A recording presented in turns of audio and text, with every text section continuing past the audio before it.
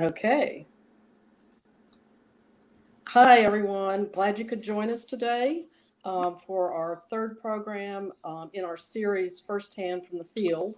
I'm Sarah Humphrey. I'm chair of the nonprofit organization Joining Hands for Justice in Palestine and Israel here in Atlanta, Georgia. Um, Joining Hands grew out of a program of the Presbyterian Hunger Program of the Presbyterian Church USA. We're still mainly a Presbyterian group, partnering with the Presbytery of Greater Atlanta and the Israel Palestine Mission Network of the Presbyterian Church USA. But we welcome all who would like to join us for the work that we've been doing. For the past 20 years, we've advocated for an end to the Israeli occupation of Palestine through hosting speakers and conferences, speaking with our state and federal legislators, sharing resources on our webpage and Facebook site, and in the past have sponsored trips to Palestine so that participants could see and know the facts on the ground. In spite of the pandemic, we continue our work. If you would like to support our work, you can give through our website or send a check to our mailbox. Our speaker today is the Reverend Dr. Mitri Raheb, and introducing him is Dr. Suzanne Watts Henderson, Dean of Belk Chapel and Professor and Chair of the Philosophy and Religion Department of Queen's University of Charlotte, North Carolina. Suzanne? Thank you, Sarah. What a privilege it is to be into this conversation today. Have many friends in that Atlanta network, and so I'm really grateful for the work that you all have been doing for a long time. It's my honor to serve the Board of Bright Stars of Bethlehem, the U.S.-based nonprofit that supports the work that Mitri leads in Palestine, the work of Dar al-Kalima University, and various other outreach organizations that work in the landscape of both Bethlehem and now even Gaza. Mitri has been a friend and a colleague for a long time now. Mitri, many of you know, was born in Bethlehem, as he likes to say, Bethlehem, Palestine, not Bethlehem, Pennsylvania. And he comes from the cradle of our faith tradition, even when he was in the cradle. He has spent most of his life living under military occupation with a stint for a while in Germany as he studied and gained his doctorate in theology there. He also spent some time among us Presbyterians over here in the States as a theologian in residence a couple of decades ago. And so his work, as he's written prodigiously over the years, has perhaps come across your screens and your conversations in churches, as he's been a real leading public theologian, a real leading spokesperson for not just Palestinian Christians, but for the Palestinian experience as a whole. He's a mentor to me, he's a friend, and he's actually even a co-author. We wrote together a book called The Cross in Context a couple of years ago, and it's really through the lens of my experience in Palestine that I've come to understand on a bit deeper level why Jesus died and how his death saves us. So, Mitri, we're so glad that you're taking time with us today, with the Atlanta family, but then this broader online family to help us understand a little bit more of your life as it is lived out today in Palestine. Thank you, Suzanne, for this introduction, and I'm glad to be with friends that I came to know many, many years ago. Tonight I'm here in this show with Joining Hands for Justice in Israel, which is an organization actually, when it was started maybe 20 years ago, I was part of that time when it still used to be Joining Hands Against Hunger. And glad to be connected with hopefully so many friends also tonight. By the way, today in Palestine, the results for the high school exam announced, And so this is always like a day with celebrations. So if you hear in the background something like, these are fireworks, so don't be like afraid. Anyhow, you are fine, no worry.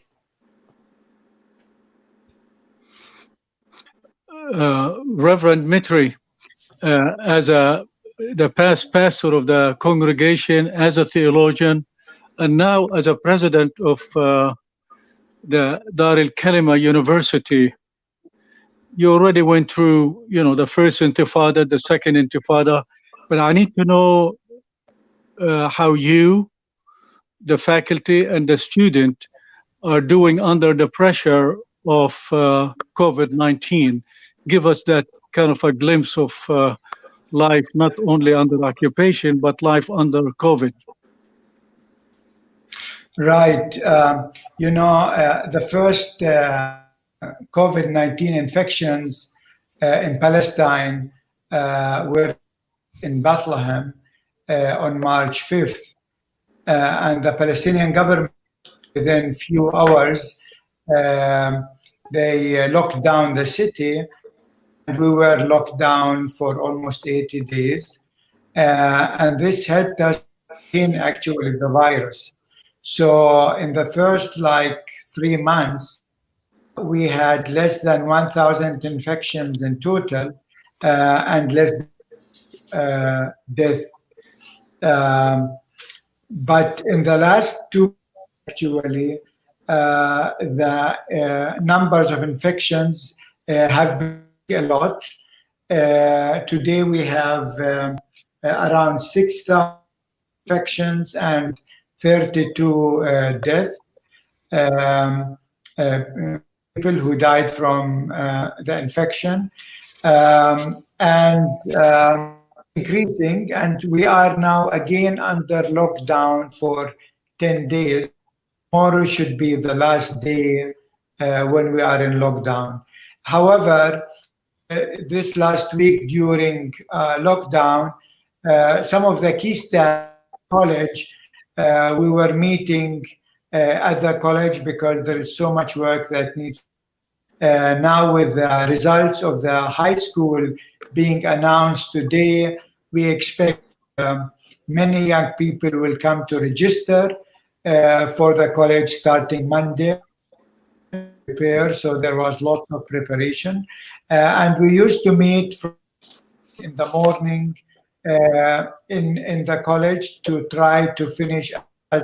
And then I come back home, and most of the afternoon I have like these, either with staff, with teachers, with students, or with international guests and webinars. And really, like my schedule now for the last few weeks, I have been busy trying to write few articles, to finish few articles, and to finish a new book. So I'm trying to keep myself busy in this time of the pandemic.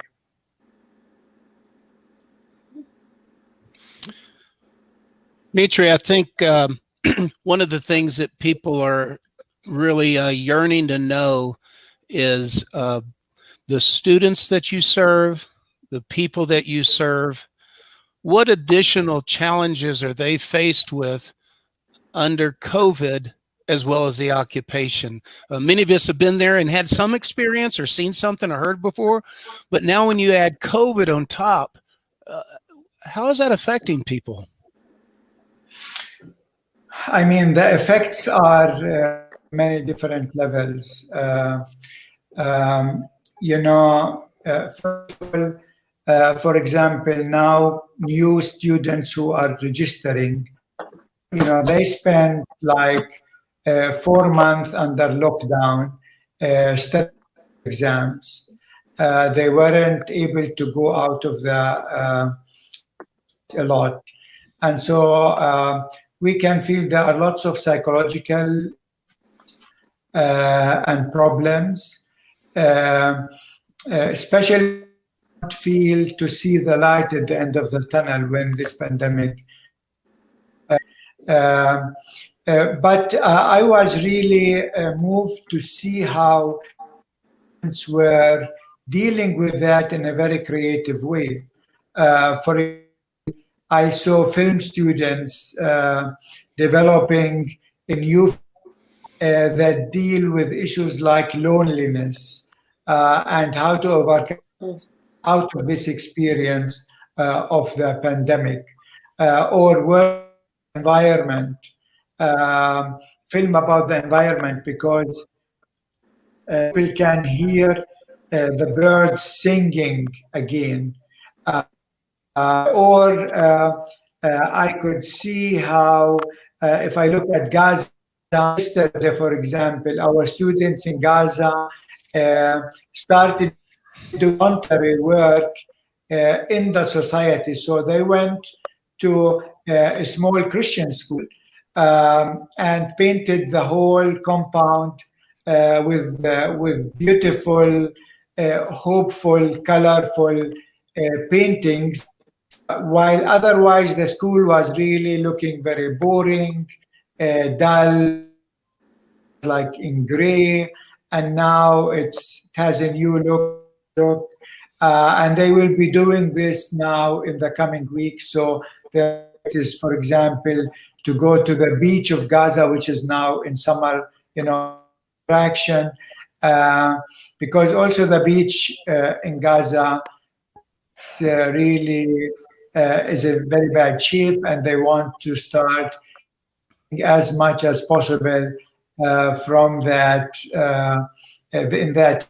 So to see, our students taking initiative, they don't want to feel just locked down and that they cannot do anything. They feel, even with the little actually we can do a lot, and we can change at least our environment. So I'm very proud of our students, and the same, by the way, to our teachers who have been doing lots of online learning, webinars, seminars online, and trying really to students distantly. So one of the questions we've had from our audience, and if you have a question, please go into the Facebook or YouTube comment area and make those, ask those questions. But Wally's got a question here about the Church of the Holy Sepulchre. We've heard that it's closed again due to COVID-19 spikes. Is there any idea of what it will take to reopen it again? What's kind of the indicators of when it would be safe?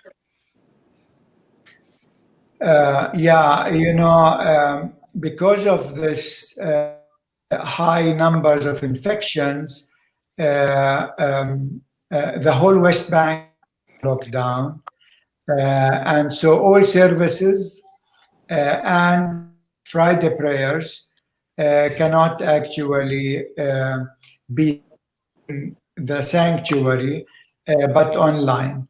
And so tomorrow, hopefully, where the churches will need to do their service. The Church of Holy Sepulchre open, but I guess only 20 people right now in Jerusalem are allowed to gather at one time in one spot. And so it is open, but with lots of restrictions.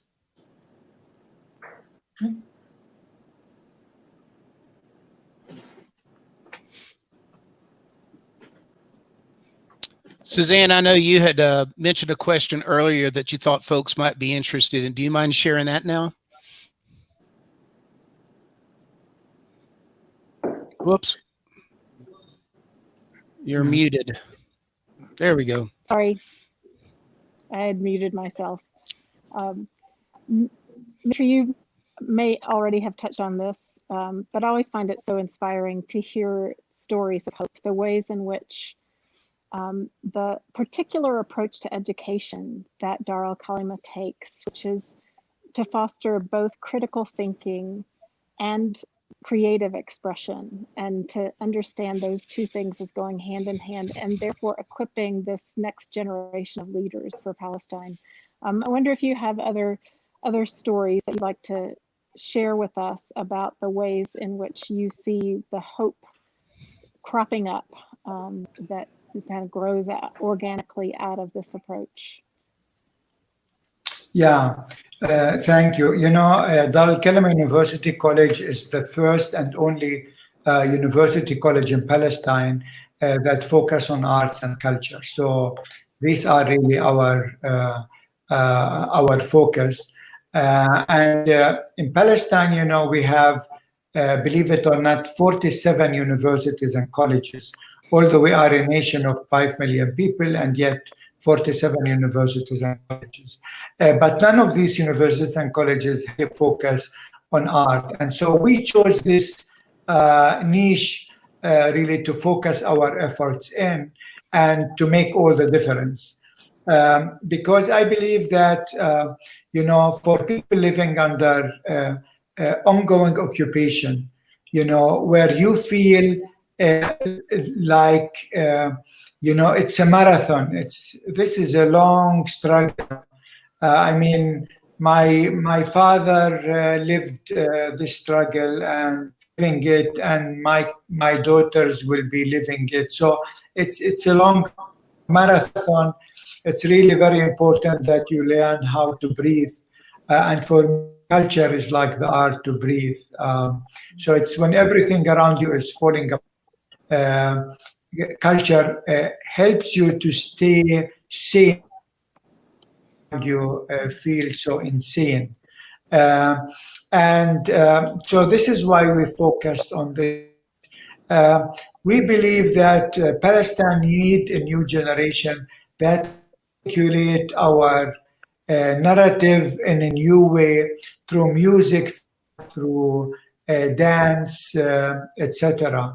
And so, for example, right now in summer, we are working online with kids to write their own stories, but through paintings, and really nurture these gifts that the young have, or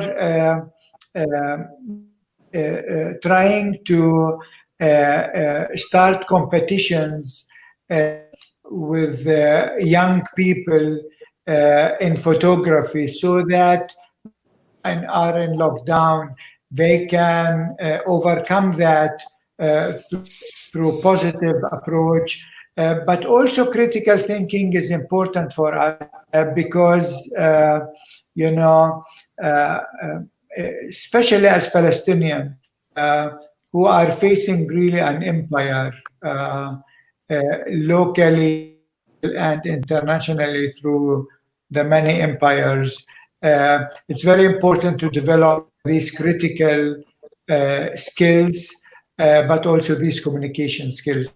I feel that our mission is so important, not only for the community, but actually for the whole of Palestine, especially that 85% of our body actually are Muslims, and 47%.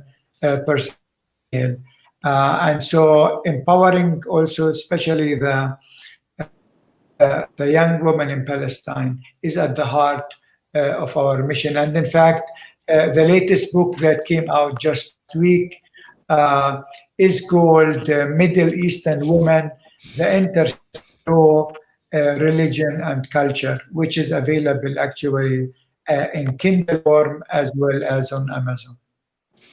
How many students attend the university, and where they come from? They are not all from Bethlehem. They must be from all over the place. Right. They come from all over the West Bank. Though the majority, 2/3, they come from the Hebron, Bethlehem, Jerusalem area. So basically the southern part of Palestine, and the other third of the West Bank. And we have 3 students from inside the Green Line from Nazareth. That's also important for us. People coming from villages, 15% are from refugee camps, cities, I mean, all corners of Palestine, really. We have another question from one of our audience members. Paul would like to ask you about the annexation. We've heard a lot about it.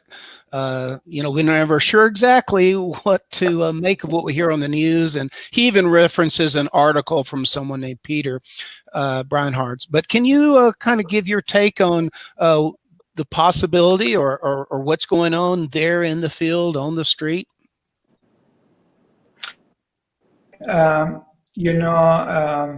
Netanyahu announced that he's going to annex the West Bank on July 1st. But I guess he faced several problems.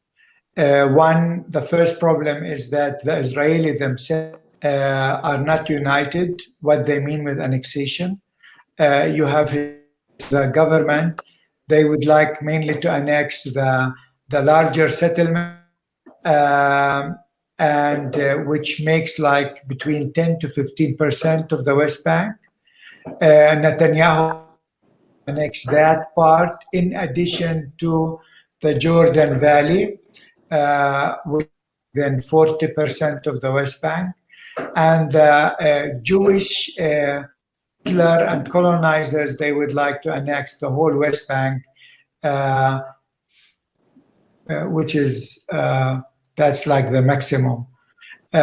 So then secondly, the American administration also is disunited. So you have American ambassador to Israel, Friedman, who actually, this is the wrong description for him because he is Israel ambassador to the US, because he supports the settler in Israel, and so he wants to annex everything now. And you have Kushner, Trump's son-in-law, who is more like, oh, let's do maybe just the settlement in agreement with the Arab countries, because he has business in the Gulf region. So it's not out of love to us. So, and third, the international community, also especially Europe, communicated with Israel that they consider this to be very serious a violation of international law, which actually will put the European in a very awkward situation, especially the Germans, who are now of the EU, because Germans have this very relationship to Israel, but now if they have to choose between and annexation, if they choose annexation to support, they will be in deep trouble. And so everyone is telling Netanyahu, let's wait a bit. So I don't think that annexation is off the table, but I guess Netanyahu is waiting for a right moment. Some people are afraid that maybe the right moment is when all the politicians are on summer vacations, thinking maybe this will be October, maybe President Trump a last push for his evangelical voters in support, and so annexation can take place then. Others might say it might take place after the election, especially if President Trump. So it's not off the table, but it's on the mind of. I think what is really the problem with annexation, we might not know, is that the annexation will transform the whole West Bank to become like a piece of a Swiss cheese, where Israel gets the cheese, all the resources, water, etc., and the Palestinians will be pushed without any resources. I mean, this is nothing new, unfortunately, in history. happened to the Native American in the US. It happened people in South Africa in the Bantustans, but it happens there 100 or 500 years ago. This is happening now after human migration and so on. So if somebody asks you the question that Israel have been doing the annexation after 1967, and they already annexed most around Hebron, around Bethlehem, Beit Sahur, Beit Jala, East Jerusalem, all the land around Ramallah, around Nablus, Jenin. What is the fuss about the Jordan Valley? I already took everything precious for you. What else? I mean, the Jordan Valley is the vegetable basket for Palestine. This is the most fertile area we have.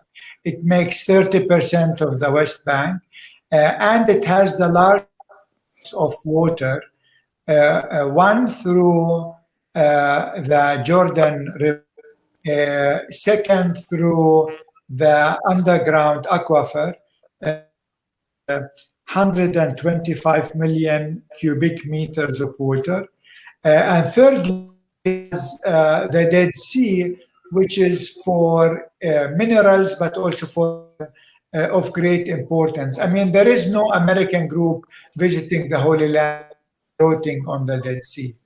And if that becomes, and Palestine has the longest of the Dead Sea part of the West Bank, actually, because Israel already, their part of the Dead Sea in the south, they already used it. It's evaporated. Mm-hmm. So if they take that, we lose a very important foreign currency for us, but also, a very important advantage. I mean, right now, we were deprived from going Iranian as Palestinians living in the West Bank. And then with annexation, we will be deprived of going to the Dead Sea. And so it is a major issue.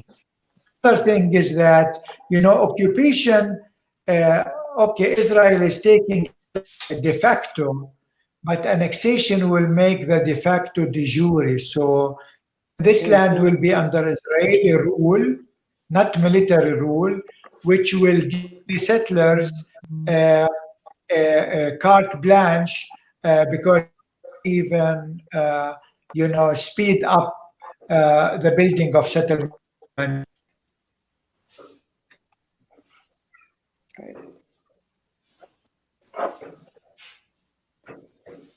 Sarah, do you have a? Go ahead, Suzanne. Yeah. I was just going to say, I really appreciate your laying out some of the particulars of the situation in the moment.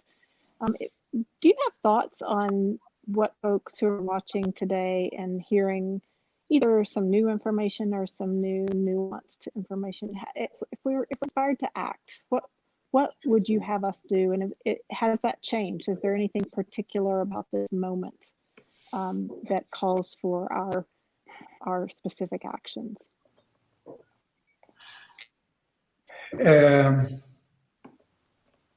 I mean, the whole thing, the annexation, was triggered by the Trump administration. And especially the three people that President Trump entrusted with this whole issue are three American leaders who are on the very right of the spectrum, politically, etc. And so the whole problem with annexation actually was triggered by the American administration, and I guess this is why I think American people have a responsibility today, really to make sure that annexation is not something that the American people will lightly or approve of. And I think it's very important because, you know, part of why Trump chose this annexation is for two reasons. One, because he wants votes from the evangelical spectrum. So we need the other Christian spectrum to raise their voice. And secondly, support of some of the American constituency who used to be more on the Democratic part, and some of them were there when he announced the annexation at the White House, like Adelson, who owns many of the gambling places in Arizona.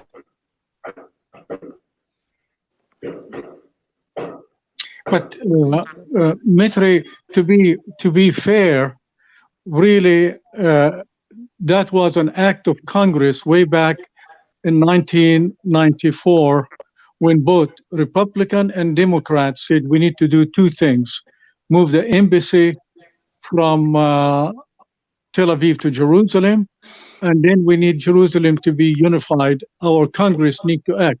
They acted. They took it to the president. The State Department jumped and said to every president every 6 months, it's like a game, you sign, we're not going to do it because this is not the right time. Now, Trump came and really did what the Congress wants. The problem here is how we are going to educate our American people, our churches, about the injustice of what is going on. And really, I'm going to give you two pictures. I don't have cable. I only have ABC, CBS, and NBC. I think the daily life of a Palestinian under occupation have zero info in my psyche as an American citizen. So the only suffering we heard is from Nora Irikat about the death of her cousin, who went to bring his sister from the hairstylist because of the wedding. But the daily suffering, the daily checkpoints, the daily oppression for the American, they don't see. We need to change that picture, because the American people are good people, but they don't know your suffering. And if they don't know, that means that deal doesn't exist. How we can change that picture? First of all, regarding what you said about Congress, this is true regarding moving to Jerusalem, but it's not true regarding annexation. Congress in '84 did not actually approve. Annexation was not a theme back in '84, just for the record. Now, you are right in terms of, you are listening to ABC, you said, etc. Take a 30-minute segments on any the US.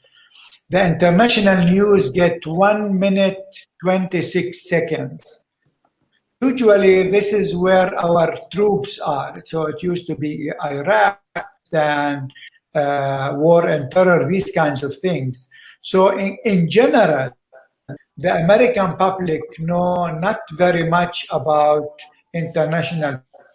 Also, although the US actually is messing in the world. And so I think there is a lot of things to be learned. Because you need to know what your government you don't need to know anything about us, what your government is doing. I think this is even more important than sympathizing with Palestine. When Suzanne talked about critical thinking has to start in the US by really with assuming really ownership, leadership, taking their civil, work seriously, because otherwise, people live in a bubble that has nothing to do with what's happening in the world. And this is why plays an important role. I mean, if I think of places like Cuba, it was the churches who were going to Cuba who were bringing the stories of the people of Cuba. And I know that the many Presbyterian churches who were visiting Palestine, they were the one bringing the story of the Palestinians back home. So church very important role. And I have to say, I mean, the first time I came with PCUSA was in 91. And at that time, the number of churches or Lutheran or Methodist mainline churches in the US who knew much about Palestine was very limited.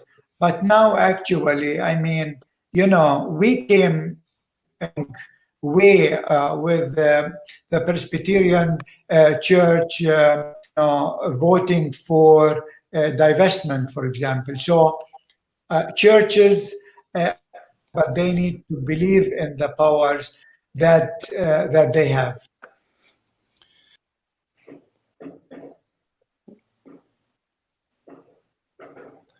Mitri, one of the questions that everybody's wondering all over the world has to do with economics.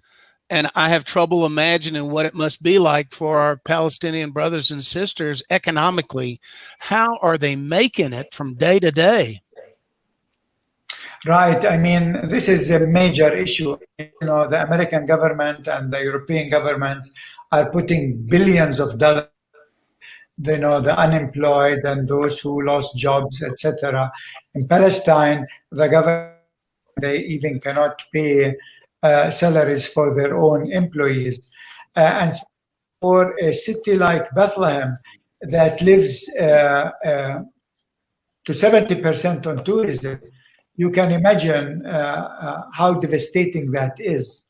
And unfortunately, the majority of people working in the tourism industry in Bethlehem, and so they lost their income. And it's not only that they lost their income in the last 3 months, but they will lose their income for the coming 1.5 years, because until tourism really resume, it will take time.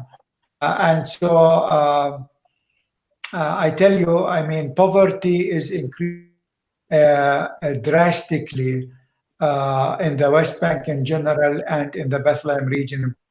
And this is affecting us because I hear from many parents, I get every day from students, my father is jobless, my job, we cannot pay tuition, can you help us? So this is an issue for us for the coming semester, and it might make the college.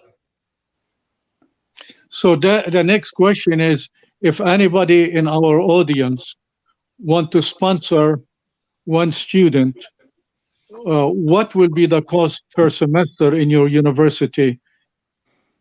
The cost per semester is like $1,800 for $3,600. They live on campus or they at home? I mean, no, we don't. We don't have dormitories. I mean, on the campus. This is something we keep for the future. They can rent usually if they come from the north of the West Bank. They is in Bethlehem and they live several students together.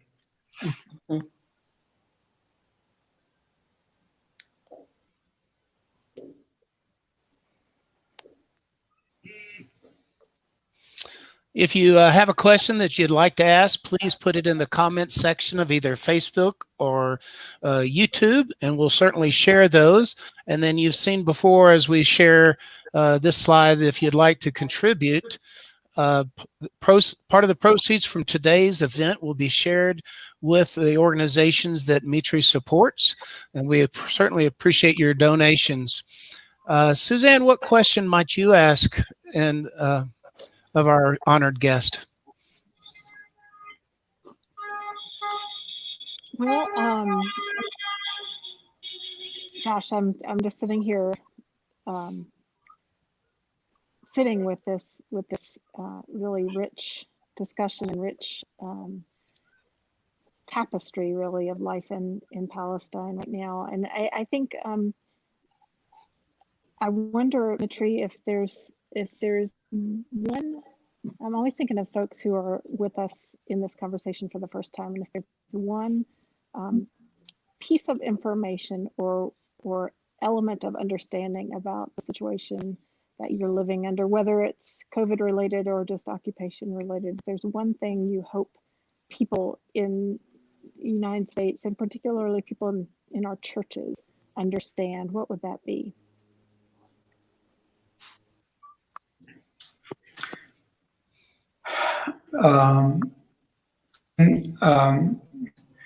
I think what be really important is for them to know that, you know, the Palestinian Christian community is as old as Pentecost. And so 2,000 years, the Christian faith be resilience and resilient in spite of empires that came and occupied Palestine. Right now, in a situation where the very existence of the Christian community is threatened, because if annexation will take place, it will be not for too long that, you know, many Christians just to survive. If you live behind 25 walls from 3 or 4 sides, it's like, and this is in fact already the case in Gaza, and nobody cares. The Christian community in Gaza is diminishing, and we know within this Christianity will cease to exist in Gaza because of the Israeli, you know, policies, and we don't want the same thing to happen in West Bank, and so we need your support, you know, political, economical, as well as prayers. We need your voice to be heard. We want the Holy Land to become something like a Christian theme park, these shrines that people can and tourists can visit, but and witnessing community. And for us, the Holy Land is holy because of its people. Makes the land holy. It's not the stones that makes the land holy. You know, we need you to save us from the very right-wing evangelical Christians who are actually sisters and brothers in Palestine, just for them to Armageddon. Mitri, I have one follow-up question, if I may. You know, I know you're aware that we're having what I would describe as richer and deeper conversations around racial injustice in our own context than we've had in quite a while. And many of us who are in positions of white privilege see this as a positive. And I know that my own awareness around questions of racial injustice at home, my awareness has been deepened and strengthened through my work in Palestine. So I wonder if you might identify what it looks like from over there as we're having these conversations around policing or around opportunity, systemic racism in the American context. If there are folks who are really invested in that cause who are with us today, could you connect a couple of the dots for us? Yeah, thank you. I think this is really important. And I mean, you know, supremacy and white supremacy are two sides of the same coin. As 1950, that after Second World War, the American president declared Jews and to be white, and so in the subconscious Americans, Jews are white while Palestinians are not brown, and I think this racial issue plays a big role in the conflict here.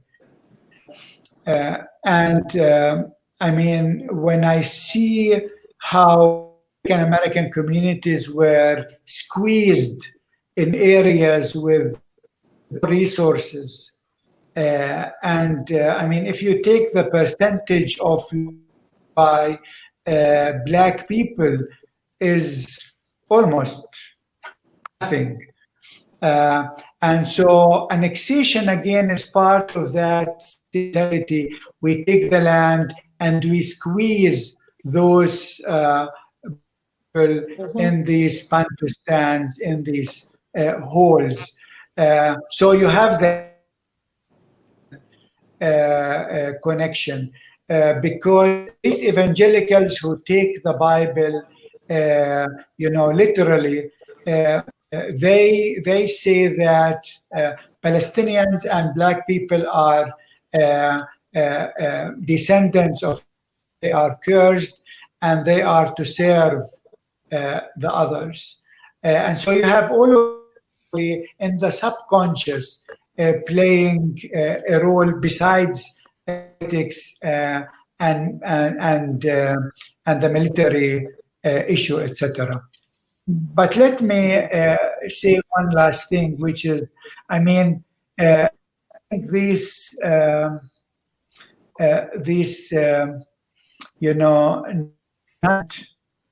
protests in the U.S. after the killing of George Floyd and seeing many people joining in these marches gave lots of hope that maybe now people are becoming a bit more sensitive to the reality in the United States, because the United States was living like life. You have the Constitution and you have the Bill of Rights, beautiful, but on the other hand you have the Native American and these two realities were actually like day and night. And hopefully, this generation can reconcile both. And I tell you, if that is in the States, that will lead to a reconciliation here in Israel. We've got about 10 minutes left, so if there are questions from our audience, please post them and we'll share. One thing that I was asked by someone is, how is the availability of just basic needs like water's typically an issue? Is it even more an issue? Are you able to get deliveries across the border for basic needs like food and other needs? Actually, we never had any shortage in food. Or even in toilet paper, like in the US or so. So you go into the supermarket, everything provided that you have the funds to buy them. And fruits, vegetables actually are plentiful. Disinfection metal, very expensive. Masks, gloves are all available, but again, not everyone can afford them. Mitri, I was speaking to a Presbyterian group, and after I said to the audience that we are right now 50% between the river of Jordan to the Mediterranean, 3 million in the West Bank, 2 million in Gaza, 2 million in Israel proper, in Galilee, and so forth. We are 7 million. And the man said, hey, that's where you need to start, because most Americans think you are 10, 15%. The issue is, how are we going to educate the American people that right now 50% of the population is Palestinian? And two, what do you think the Palestinians are going to do with 50% of their population?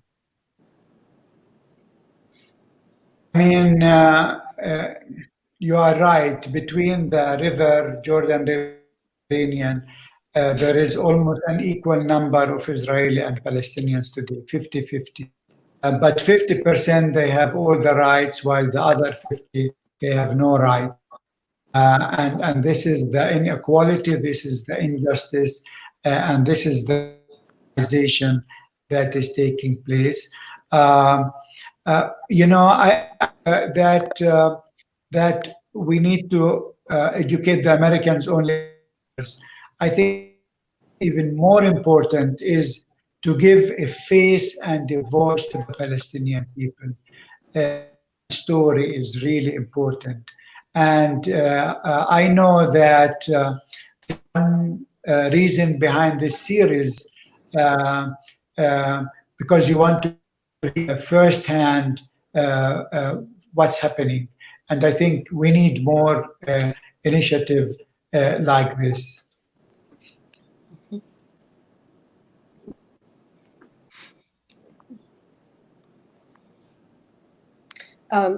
Mitri, this is not really a question. It's more of a observation of mine in these last few months with everything around racism and all of that. One really good hope for me is to see the younger generation who are really making the connections between Palestine and the U.S. and racism and occupation and militarization of the police and the training in Israel of our police forces around the country.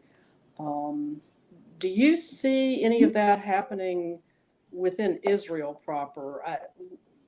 The news we get, you know, there's some protests and Israelis and Palestinians in Israel coming together, but do you see that kind of as a movement happening also there? Because I really think the young folks here are really getting geared up to make things happen. Yeah, you know, I think that the Jewish American young generation are very aware and very active, and they give me lots of hope. In Israel, there is not that many people, young people. People in Israel are polarized. You have many people who are so religiously radical, go and burn down churches, for example, or they go and start movements. This is a growing phenomena among young Jewish Israelis. But then you have the others, actually, who are totally apolitical, interested in politics. They want to consume, you know, they want to go with their girlfriend India on a trip, etc. They are not very much in politics. And yet, the largest demonstration against annexation took place in Tel Aviv by Jewish Israeli and Palestinians with Israeli citizenship. I mean, and so, yeah, I mean, there is hope there, but the larger picture, unfortunately, the peace camp in Israel is devastated. It's not what it used to be.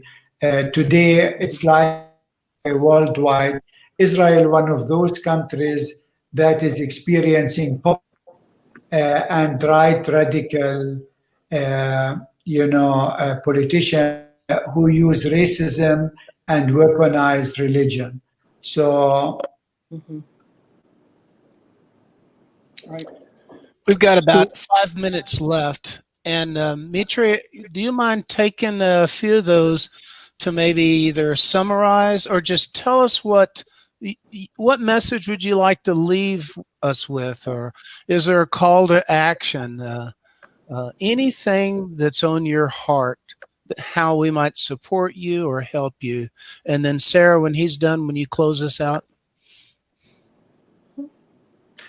Yeah, I guess, there are 5 things that everyone in the US can do. I call them the 5 P's. And you can get the first P, it's prayers. We need your prayers. I believe they're going. And, when I go to any church, I like always to listen to prayers, because if you listen to the prayer, you know how much people know or not, how aware that church is. So when the disciples told Jesus, teach us how to pray, right on target. So pray for us.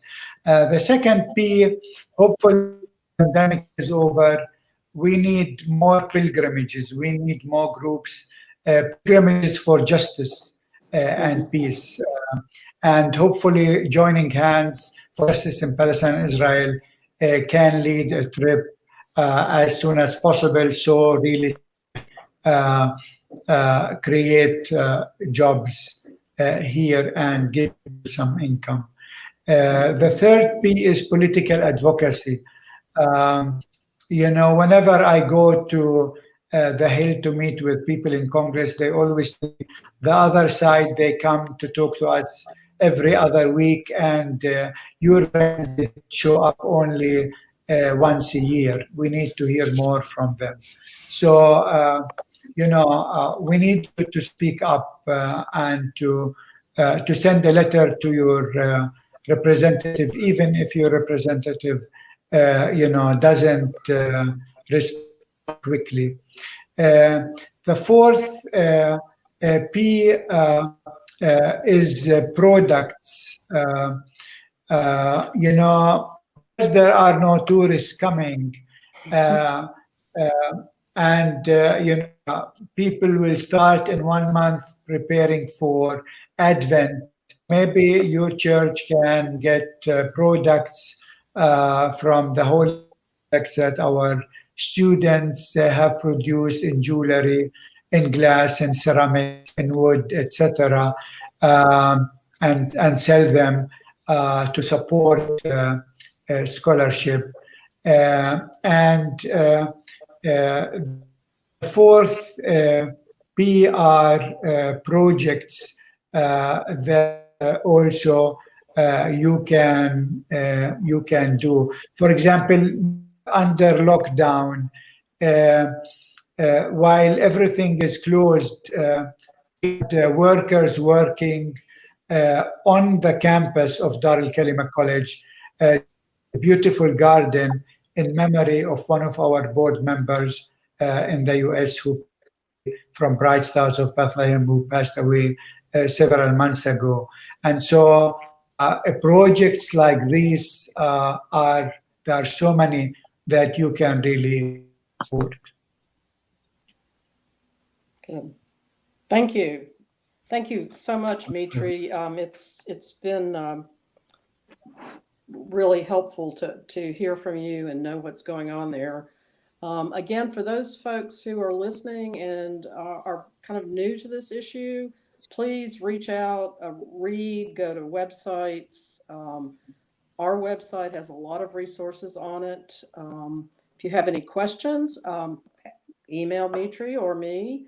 And we hope that those of you who are church members would go back to your church and talk about advocating and supporting different groups in Palestine. And again, thank you for listening. And we hopefully will have another in a series coming up soon. We'll let you know. Thanks so much.